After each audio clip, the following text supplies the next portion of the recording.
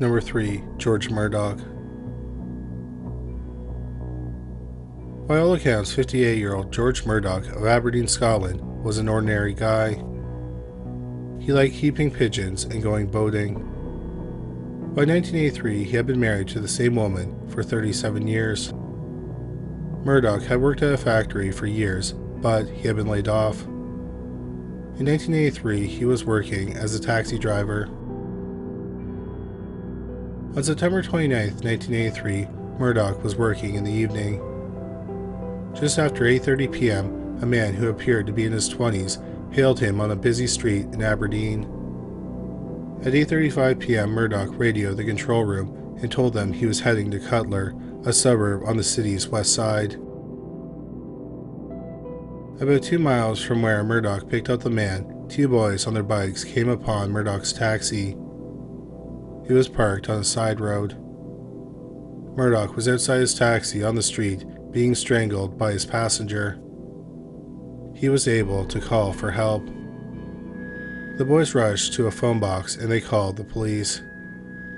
Minutes later, the police arrived and they found the dead body of 58-year-old George Murdoch lying in a pool of blood. The killer was no longer in the area. At the crime scene, the police found the murder weapon. It was a cheese wire that had been used as a garrote. The killer had stolen Murdoch's wallet and some money, but the police weren't convinced that was a robbery gone wrong. Notably, the killer had brought the cheese wire with him, suggesting he wanted to use it as a murder weapon. Also, Murdoch told several people that if someone tried to rob him, he wouldn't fight them, he would just give them the money. So it's believed that the killer went out that night to commit a murder. Murdoch didn't have any enemies, so it's believed that the murder was random. This made it one of the most difficult kinds of cases to solve. 17 days after the murder, the police got a tip from a staff member at a fish and chip shop about a mile from the crime scene. They said that a man came into the restaurant about half an hour after the murder and he had a black eye, he was bleeding from the hand, and he had scratches on his cheek. He asked for a bandage and ate fish for dinner. But the police doubt the veracity of the tip. The tip was reported 2.5 weeks after the murder. Also, only one person in the restaurant reported seeing the man. One clue that the police followed up on was the murder weapon. The cheese wire was an unusual weapon. They thought the killer somehow worked with cheese, like in a kitchen or a cheese shop. However, cheese wire is often used in other industries. For example, it's used to cut sediment cores off offshore rigs. At the time, Aberdeen's oil industry was expanding rapidly, so there were a lot of transient people in the area at the time of the murder who were there for work. Cheese wire is also used in clay sculpting. The police thought its use in artwork might be a solid lead because Gray's School of Art is close to the crime scene. However, this line of investigation did not lead to any arrests. The murder shocked the people of Aberdeen. It was senseless, brutal, and seemingly random. Anyone could have been a victim. The investigation was the biggest manhunt in the history of Aberdeen. The police even inspected the hands of men attending the Aberdeen soccer game that week. But no arrests were made in the case and went cold. The police never gave up looking for the cheese wire killer as he became known. In September 2022, the police said that they were looking for a man who may have information about the murder. They said that 7 years earlier, in September 2015, he was at Wilson's Sports Bar in Aberdeen. They said he was local to Aberdeen. He was in his 60s or 70s and he was short and stocky. At the time, he was wearing a t-shirt from the heavy metal band Iron Maiden, similar to the one on the screen now. The police did not say if he was a person of interest, but they did say they wanted to talk to him. A year later, in September 2023, 40 years after the murder of George Murdoch, the police announced that after examining the evidence, they believe they found the killer's DNA. However, they have not found a match to the DNA. The police said that throughout the years, they have eliminated suspects. They also said that during their investigation, several people's names have come up repeatedly. The police are hoping the DNA will help solve the case. It's possible that they may use genetic genealogy, which has been an incredibly useful tool in solving many other cold cases. Hopefully, sometime soon, we'll have an update on the murder of George Murdoch. Number 2. John Masegian. In early 1983, 54-year-old John Masegian was the president of State Mortgage Reno. John was successful and he was a millionaire. In February 1983, he was attending a week-long savings and loan convention at the Fontainebleau Hilton Hotel in Miami Beach, Florida. His wife of 6 months, 38-year-old Carol Masegian, was with him on this trip. Carol was John's fourth wife. He had 8 sons with his former 3 wives. Carol had a bit of a checkered past. She had been arrested for shoplifting, and in 1973 she was arrested for prostitution. The couple had met at a wedding. On the morning of February 11, 1983, the couple had breakfast together and then returned to their room. At 10:30 a.m., Carol went down to the pool while John remained in the room to work on some business matters. This was not unusual because John was a workaholic. He was to join Carol at the pool around noon, but he never came down. Carol had assumed that her husband had just gone lost in his work. Around 2 p.m., she went up to the room and realized she didn't have a key. So she went to the lobby and got another one. Once she got into the room, she found her husband's glasses and his business papers on the table. But John was not in the room. Carol thought he stepped out and would be back at any time. So she ordered room service for lunch for both of them. Around 4 p.m., one of John's sons called from Nevada. Carol talked to him and said she didn't know where he was. She thought it was odd because he would have left a note if he was going out for a few hours. 2 hours later, John still had not returned to the room. Carol was worried, but decided to stay in the room and ordered more room service. As part of the order, she requested 2 milkshakes. But when the room service arrived, Carol asked the attendant to take one of the milkshakes back because John still had not returned. At 6:20 p.m., a hotel clerk was checking rooms. He went to the stairwell on the 5th floor, which was the same floor John and Carol were staying. The door to the stairwell was about 6 feet from the couple's room. The clerk couldn't get the door to the stairwell open because something heavy was blocking it. He managed to get into the stairwell and realized a man's body had been blocking the door. He called security. 2 security guards went to the stairwell and they initially thought the man was drunk and had passed out. But then they noticed something odd around his throat. It was a homemade garrote. It had 2 knobs that were connected with a 32-inch piece of nylon cord. They immediately called the police. When Carol was told that her husband had been found dead, she went into shock and was taken to the hospital. She returned to the hotel a short time later. A detective heard her talking to someone and she mentioned that her husband had been strangled.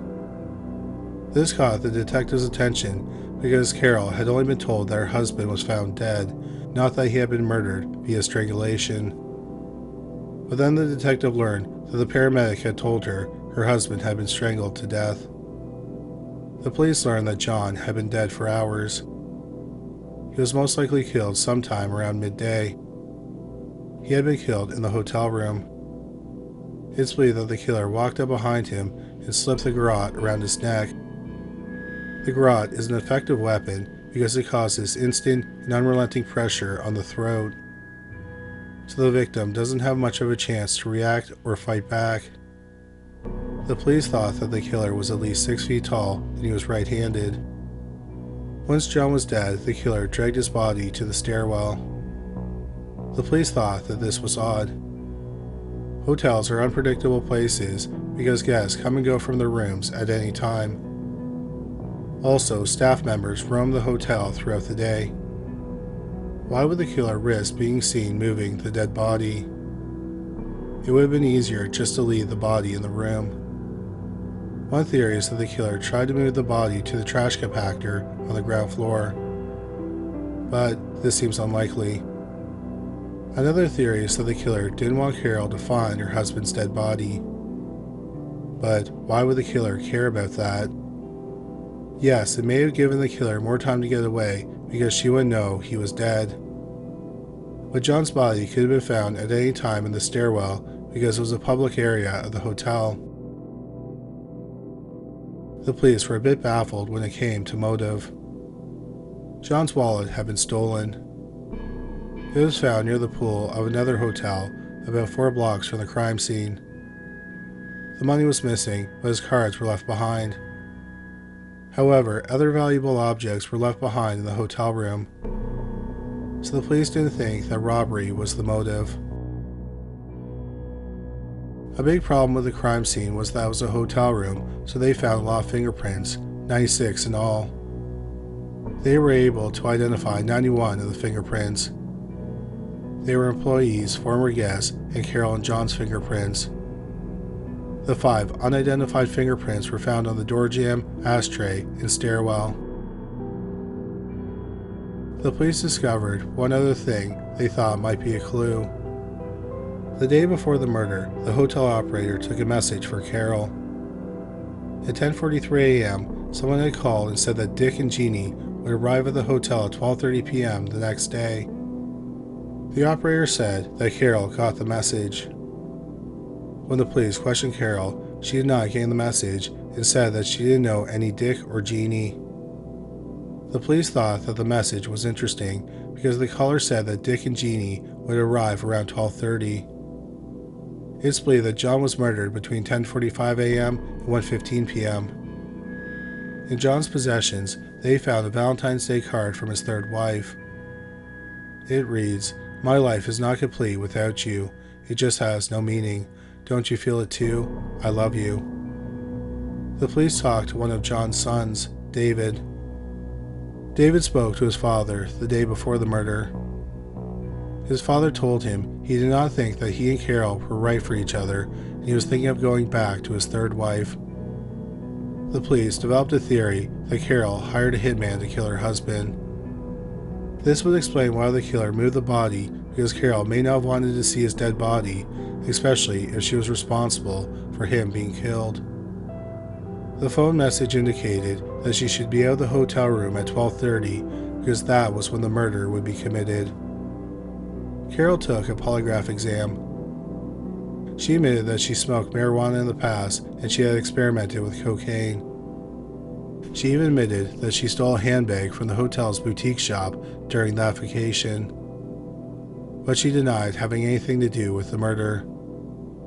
The officer who gave her the polygraph exam thought she was telling the truth. But later he thought she may have been on medication, which would have affected the results. The police wanted another expert to review the results, but the results had mysteriously gone missing.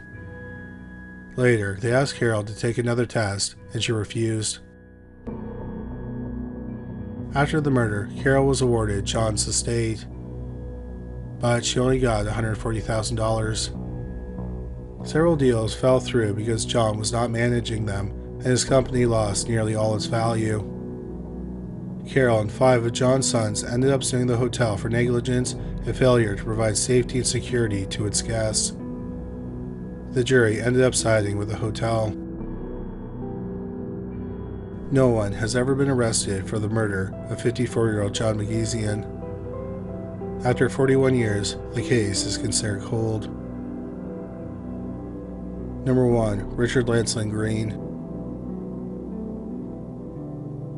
Richard Lancelyn Green was born on July 10, 1953, in Bebington, Cheshire, England.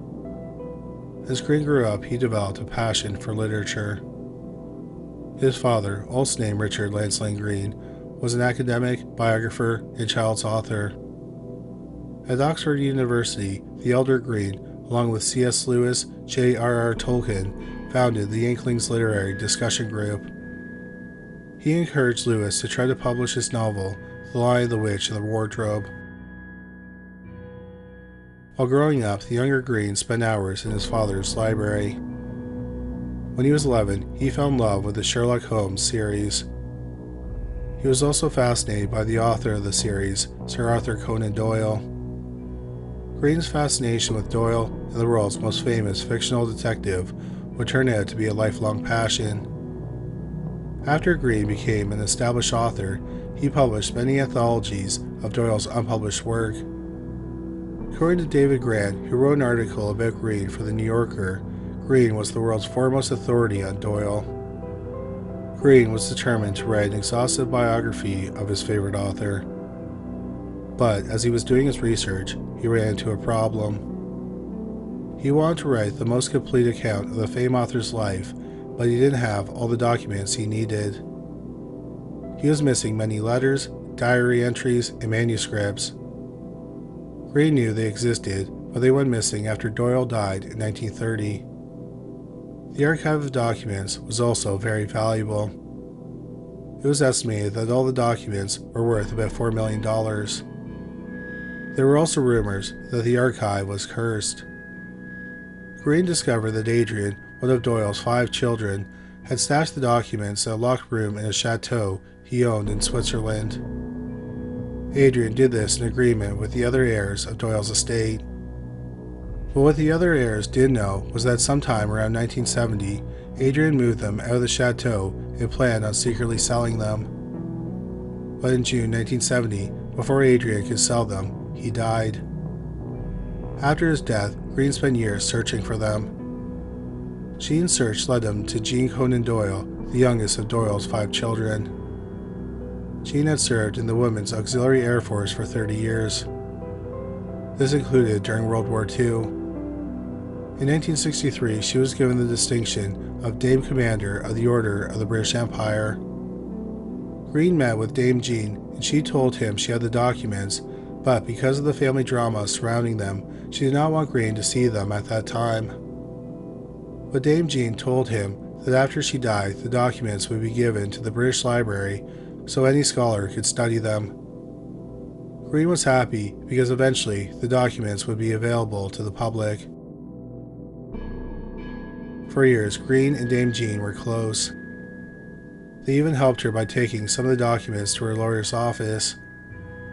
But in the early 1990s, they had a falling out. Dame Jean died in 1997, and Green expected the documents to be transferred to the British Library. But they were not. So Green continued to wait. But then in March 2004, Green discovered that Christie's auction house would be auctioning off many of the documents from the archive. They were being sold by Doyle's great-nephew, Charles Foley, and his 2 cousins. Green went to the auction house and examined the documents. He was sure that they were the ones that Jean had in her possession that were supposed to be transferred to the British Library. He believed that they had been stolen. Green was incredibly worried about the sale of the documents because they were going to be sold off piece by piece. This would have made it very difficult for him to finish his biography because the documents would be scattered worldwide. Also, the new owners may not want to show him the documents. So Green was determined to stop the auction. He got a copy of Dame Jean's will, which states, "I give the British Library all my late father's original papers, personal manuscripts, diaries, engagement books, and writings." Green also talked about the auction to members of Sherlock Holmes fan clubs, including the Sherlock Holmes Society of London and the American-based Baker Street Irregulars. He also told Doyle scholars about the auction. Green and several others talked to members of Parliament, hoping they would stop the auction. They also spoke to members of the media. However, it seemed unlikely that they would be able to stop the sale. It turned out that close to her death, Dame Jean changed the will so that some of the documents would go to the heirs of her former sister-in-law, including Charles Foley. By the end of March 2004, Green was feeling paranoid. He told his sister, Priscilla West, that someone was threatening him. Green gave her a note with 3 phone numbers on it and instructed her to keep them safe. He also spoke with a reporter from the London Times.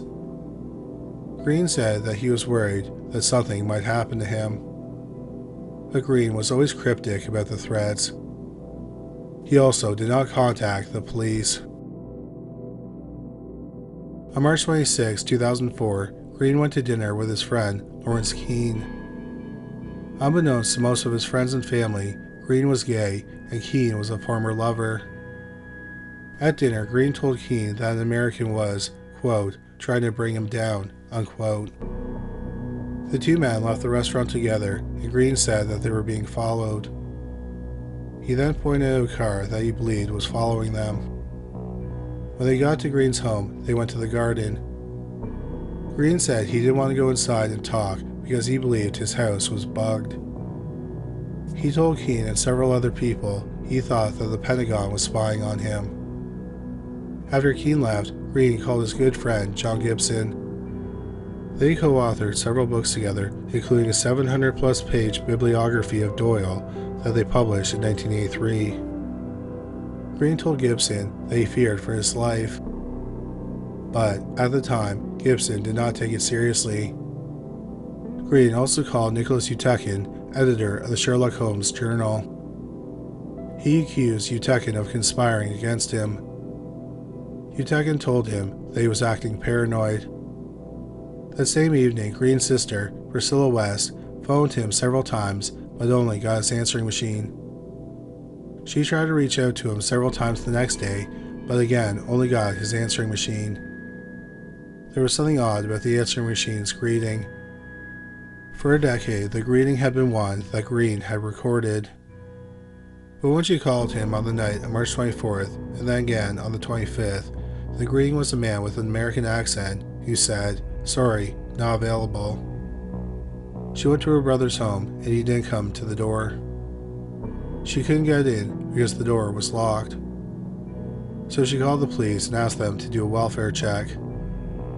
The police broke down the door, got inside, and found the dead body of 50-year-old Richard Green on his bed.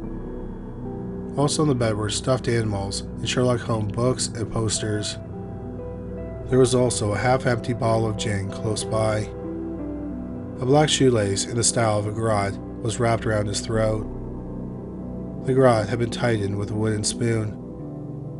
The spoon was in Green's hand. The coroner said that suicide was probable, but he may have also been murdered. The coroner labeled the death an open verdict, meaning he could not come to a definitive answer if Green was murdered or took his own life. Clues that he had taken his own life include the fact that the spoon used to tighten the cord around his throat was found in his hand. Also, when the police arrived at the home, the windows and doors were locked. There was no signs of break-in or forced entry, and nothing had been stolen. But there were several problems with the theory that Green garroted himself to death. The first is that Green told at least 3 people he felt threatened. Also, Green was an accomplished writer, yet there was no suicide note. However, leaving a suicide note is not uncommon. According to most studies, less than half the people who take their own life leave a note. But Green's friends and family are sure that, based on his personality and interests, he would have written a note. Also, Green did not have a history of depression or suicidal ideation. At the time of his death, he was stressed out and paranoid, but no one thought he was suicidal. Also, the following week, he had plans to take a trip to Italy with friends. Green was fighting to ensure that the documents were not sold at the auction. The fact that he was spearheading the movement to stop the sale of the documents, which could have made the sellers millions of dollars, could have made him a target. He was considered the main roadblock to the sale of the documents. According to his friends, if he took his life after the papers were sold and he felt defeated, then suicide might be more understandable. On the other hand, Green's friends and family said that he was not in his right mind when he died. Many people thought he was acting irrationally. Also, in the years before his death, Green was questioning his life choices.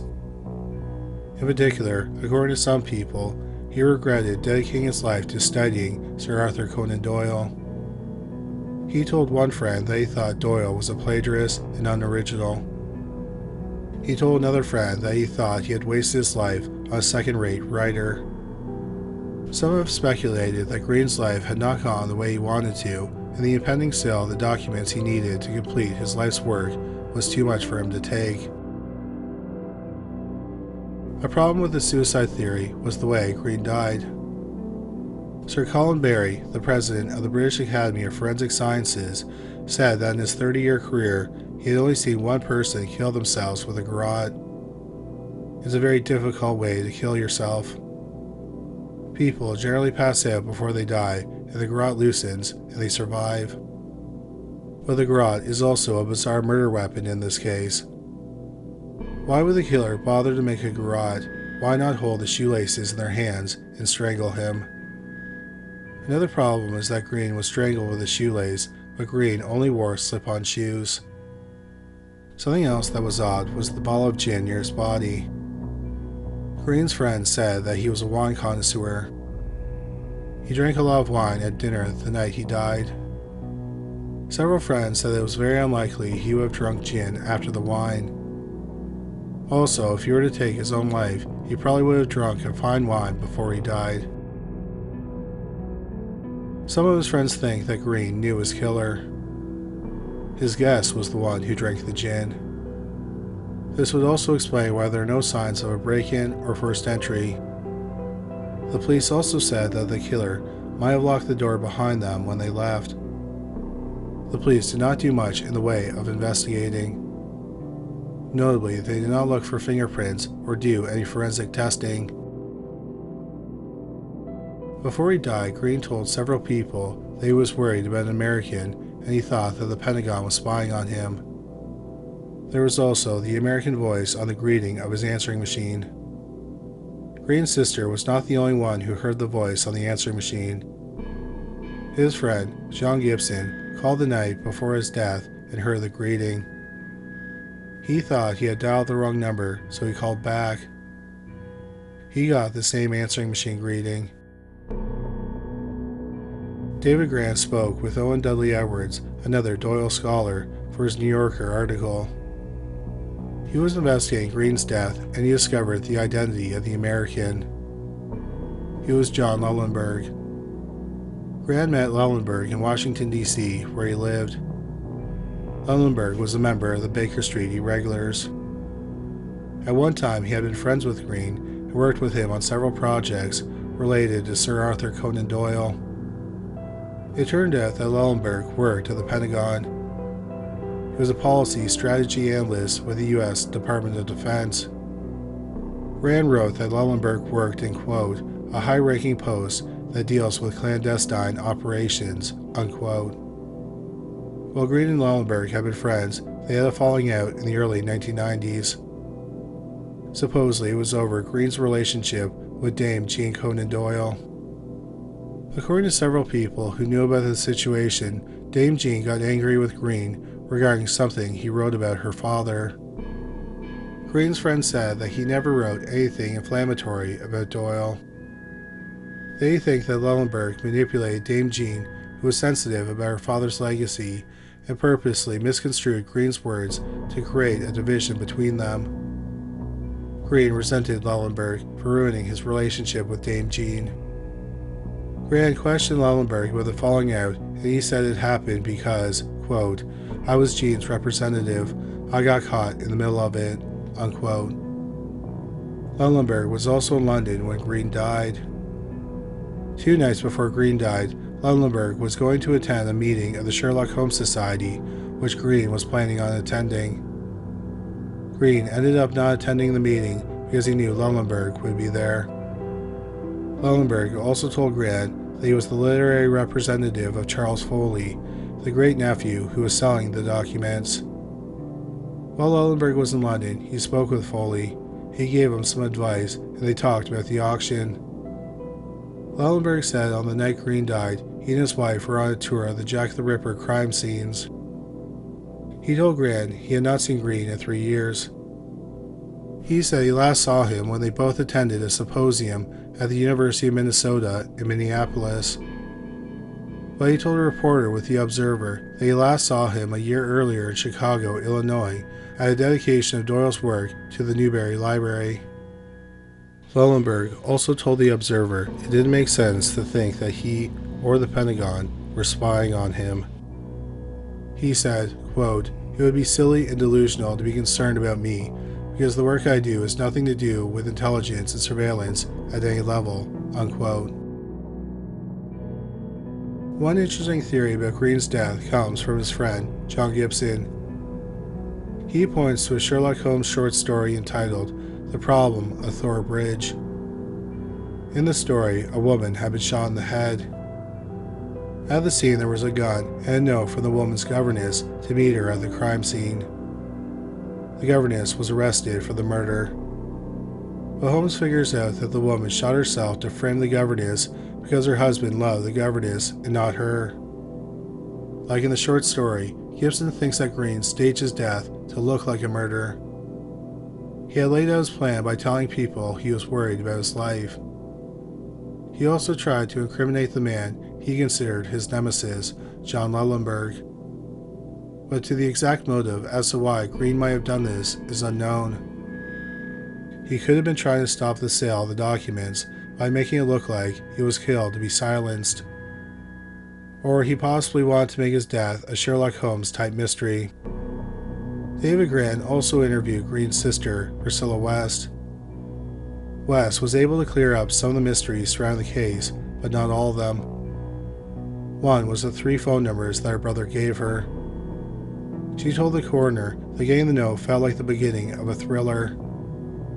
However, the phone numbers were not clues as to what happened to Richard Green. 2 were for reporters he had spoken to, and the other was someone at Christie's, where the auction was going to be held. She also had an explanation for the American voice on the answering machine. The answering machine was manufactured in the United States, and it was a pre-recorded greeting that was included with the machine. In May 2004, a couple months after Richard Green's death, the documents were sold at auction for £1 million. They were mostly sold to people in the United States.